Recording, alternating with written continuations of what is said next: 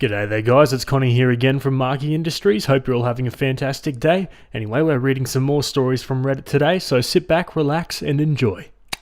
Alrighty guys, well, on relationships, this one was written by a throwaway account and it's titled, Me with my significant other of 1 year. He destroyed a sentimental item of mine and sees nothing wrong with it because of the circumstances. Didn't mean for this to get so long, but it seems it has. Thank you in advance for reading. Me, 24 female. Significant other, 27 male. Let's call him Eugene.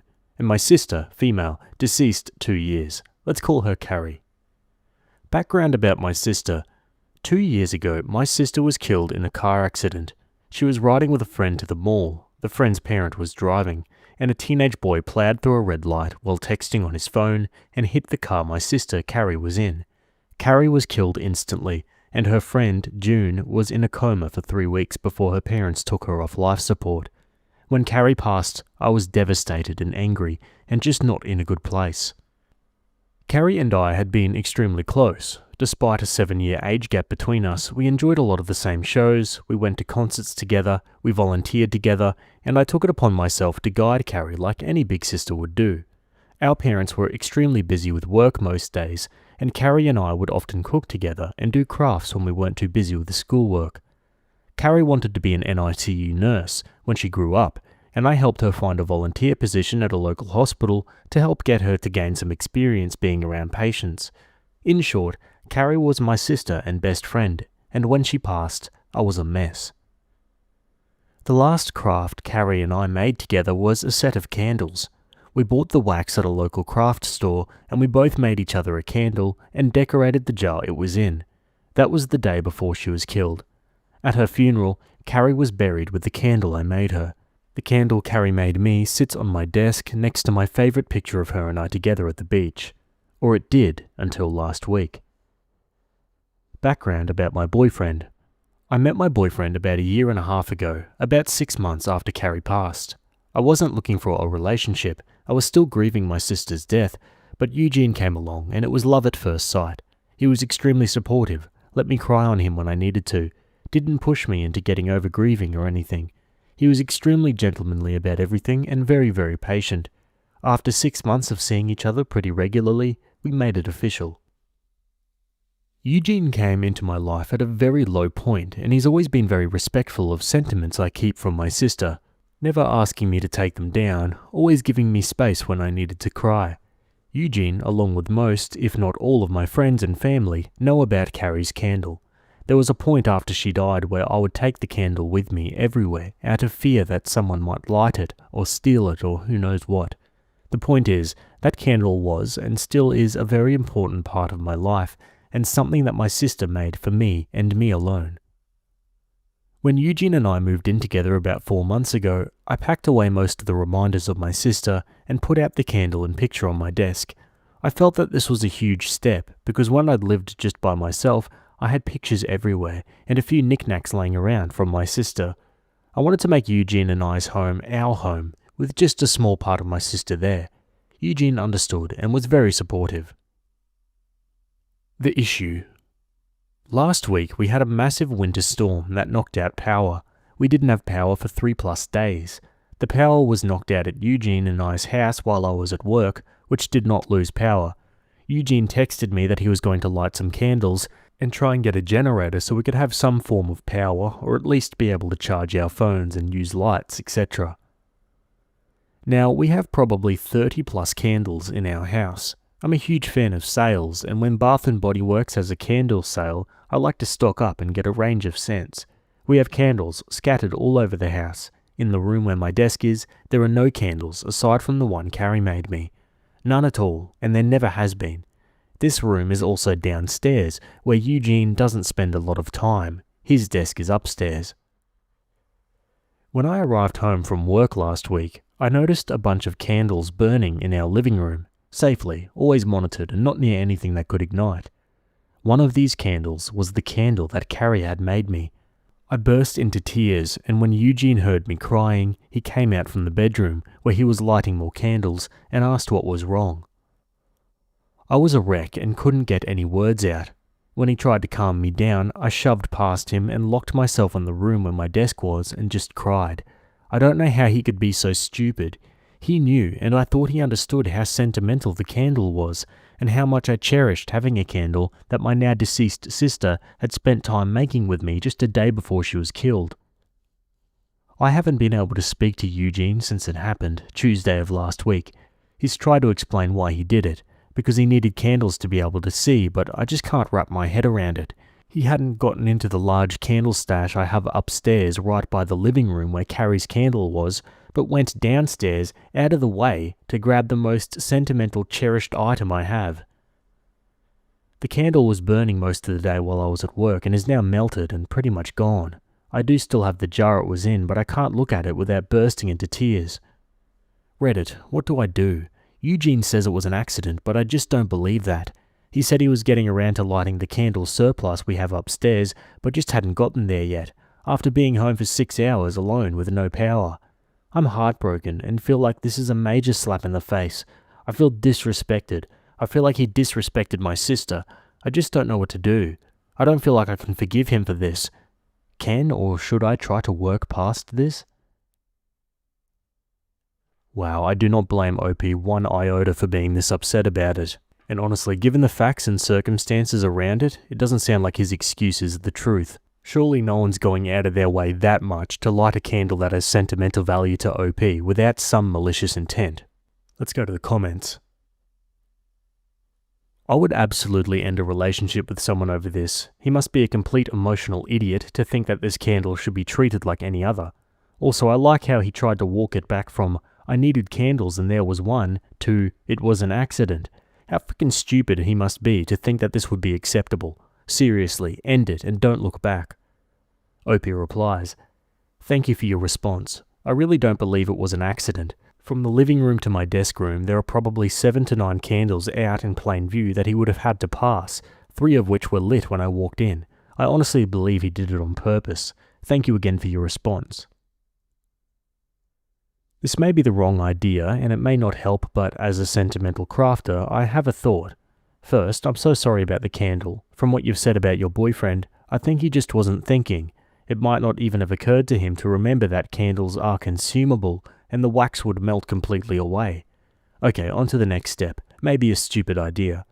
It's so clear that you're still grieving over the loss of your sister. You still have the jar. On her birthday or the anniversary of her death, if that feels right, make a new candle in the jar. Pick her favorite color or something. When you make the candle, pour in all of your love for her along with the wax. Focus on that love when you're pouring. Think of the new candle as containing all of that love. Think of it now as something you made together. She made the vessel, you made the love. Just a thought. Maybe cheesy and stupid, but maybe not. OP replies, I actually teared up at work reading this.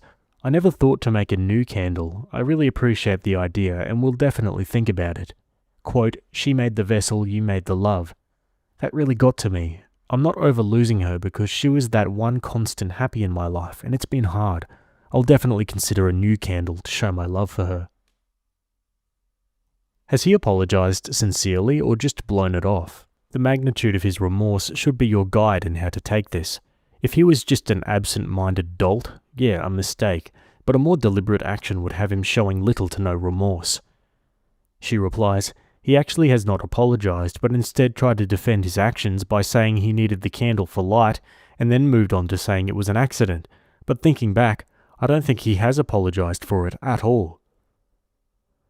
Okay, OP updates 20 days later. A few people have PM'd me in recent days asking for an update, so here it goes. My original post was the day before Thanksgiving. Eugene and I had planned to spend Thanksgiving with my parents, but that did not end up happening.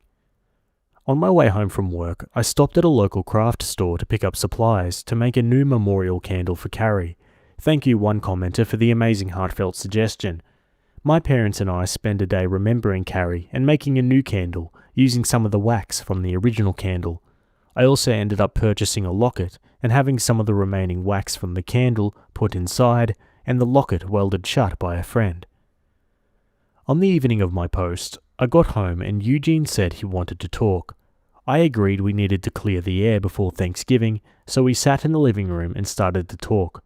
I was not ready for what he told me. A few commenters from my original post seemed to hit the nail on the head in a way. Eugene told me that when we first met, he was extremely turned on by the fact that I was essentially a damsel in distress. I just lost my sister recently, I was in a massive depression, I wasn't myself, and that turned him on both sexually and in a protective way. Over the past few months, I've started to become more myself. I got promoted at my job, I've joined a cooking class, and I've gotten out more, and I've definitely moved away from being a damsel in distress in the eyes of Eugene. He went on to explain that he burned the candle in hopes that it would throw me back into that phase, because that is the only time he felt he was attracted to me. That's right, he's not attracted to me unless I'm upset, crying, and a damsel in distress. When I prodded for more information, he told me that everyone prior to me that he had dated had either just experienced a loss or was in need of rescuing. Eugene told me that he was no longer attracted to me. He dreaded having sex with me because he could no longer be the hero that was rescuing me, which is what turned him on in the first place. He didn't like to go out in public with me because I'd started to put myself together more, like not just wearing a t-shirt and jeans like I did when depressed, and that attracted the stares of other men that he saw as a threat, taking away his damsel in distress. Eugene had a whole laundry list of things he hated doing now because I wasn't in a funk anymore. I told him if that was the case, then we needed to break up. He agreed and said he would go stay with a friend until he could make new living arrangements. My name is the only one on our house, and I told him I would give him 60 days to vacate the house, which he agreed was fair. Over the past few weeks, I've spent a lot of time with my parents and with close friends. I don't really feel like I've been dumped or broke up with someone. I just feel like me. Carrie's candle sits on my desk where the original was, and I wear the locket every day. Thank you, Reddit, for listening. I appreciate it more than you know. One comment says, Eugene is a frickin' nutcase. Another, hey, so in a way, your sister's candle was a warning light so that you'd catch on to how messed up Eugene actually is. Keep swimming, OP. I hope everything goes well for you. Yeah, I suppose silver linings for everything, right? But yeah, Eugene, what a prick. I think what he was really trying to say, and he was too much of a coward to admit, is the fact that people who are distressed, like the women he is attracted to, are more easy to manipulate, and he probably feels some sort of mental superiority over them. I honestly hope he stays lonely, for everyone's sake. Anyway guys, what are your thoughts about that one? Let me know in the comments below. Otherwise, we're leaving that story there, and moving on to the next one. Alrighty, we're staying on relationships. This one was written by user HogwartsAlum99, and it's titled, My boyfriend of 10 months flipped out when I wouldn't keep my clothes at his place anymore. I'm looking for some advice with my relationship with my boyfriend. I don't know where to start, and I hope this makes sense. I'm disappointed and hurt by my boyfriend's reaction when I approached him about my concerns. Please know I'm not the petty type, nor do I ignore issues or problems. However, I make every attempt at being civil and calm when I do air any concerns. We each have our own place. A few months back, my boyfriend suggested I could keep some of my personal belongings at his house, i.e. a toothbrush, spare undies, like 2 pairs, and PJs, long sleeve and pants. It made it easier in the sense that I didn't have to pack those items for when I stayed over. I stay over every other weekend. However, I've noticed that when I use my PJs or undies, they'll stay in the hamper until I sleep over again. The first time we washed our clothes at his place, he said he meant to do them but forgot. I said no problem, but if you don't want to do them, it's not a big deal. I'll just take my clothes home. He said it wasn't and agreed it's kinda gross to keep clothes around for 2 weeks unwashed. Nothing changed after this conversation, and this continued for a few more weeks, except I noticed he wasn't washing his clothes either. Yesterday I became agitated that I was washing both of our dirty clothes every time I'd stay over. My time went from being with him to being with his washer and dryer while he's raiding or gaming with his friends on his PC. Normally this type of thing wouldn't bother me, but it's 2 weeks worth of his clothing, plus the PJs and undies I wore the last time I was there. I ended up bringing all my clothes home. As soon as he noticed my clothes were missing, he flipped out. He accused me of leaving him, not the case at all. I waited until he was done yelling and in a soft, calm voice explained to him that I didn't want to leave my clothes there anymore because they are always dirty and I wanted to clean them. Furthermore, it wasn't fair of him to expect me to wash all of his clothes when I'm there. I told him when I come over I'd like us to hang out, but find it difficult when I'm washing all of his clothes.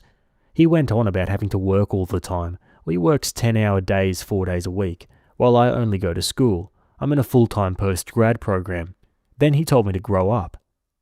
He hasn't spoken to me since then. Reddit, I'm at a loss. I really don't need him to wash my clothes. Having them there was supposed to be convenient. Instead, it's frustrating. What is going on?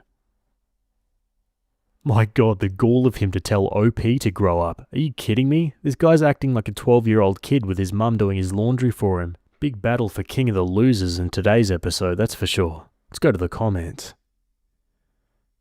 He's mad that you aren't doing his laundry anymore. You only stay over every other weekend and he uses that time to hang out with other people and gaming? You know, he might have a point. It's time to grow up and start dating a grown-up who actually respects you.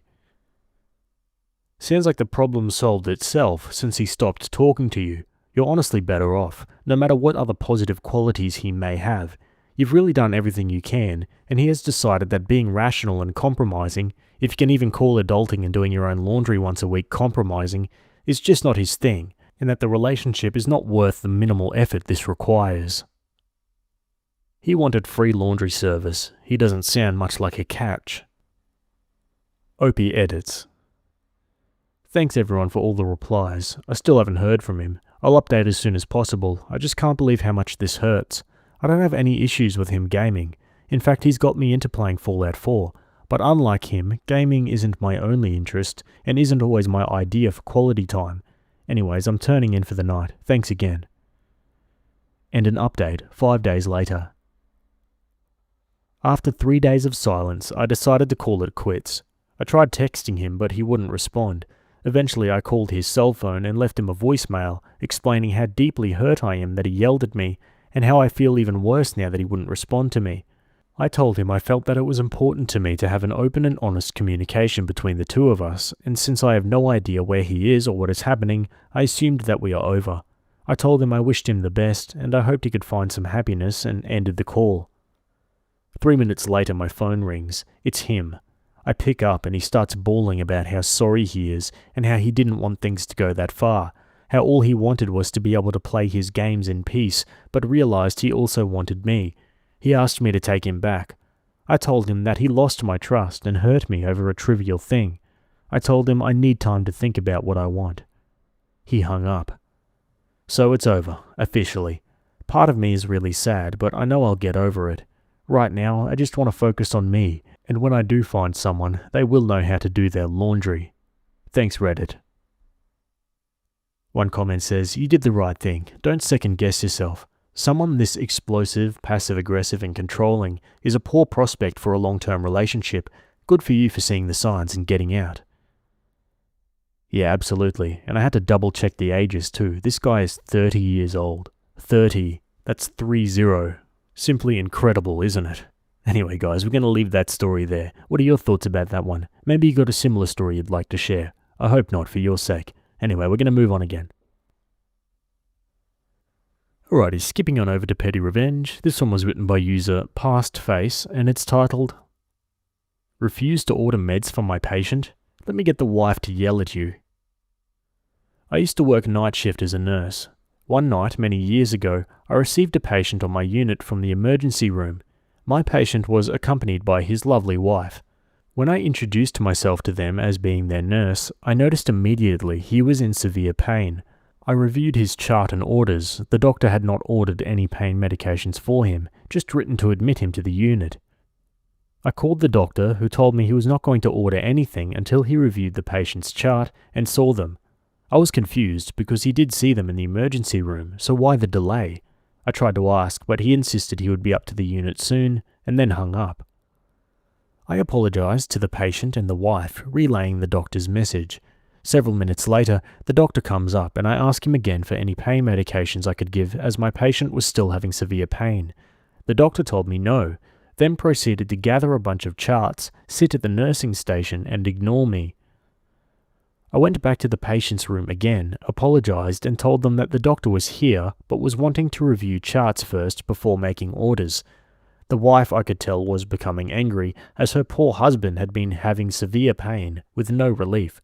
She asked me where the doctor was, and I gladly escorted her to the nursing station. I told the doctor that the patient's wife wanted to talk to him. I remember her ripping into him about the weight, her husband suffering, and his refusal to write for any medication. He immediately apologized and gave me orders for medications that could be given immediately. So yay for family members who can yell at doctors, because I can't. Yeah, thank goodness the wife was willing to make things happen in that situation, that's for sure. God, it's frustrating, isn't it? You hear stories like this all the time. Glad this one had a good result though. Anyway guys, that's it from me today. Hope you guys enjoyed those stories. Thanks for making it to the end, and I'll see you all in the next video. Have a good day. Cheers.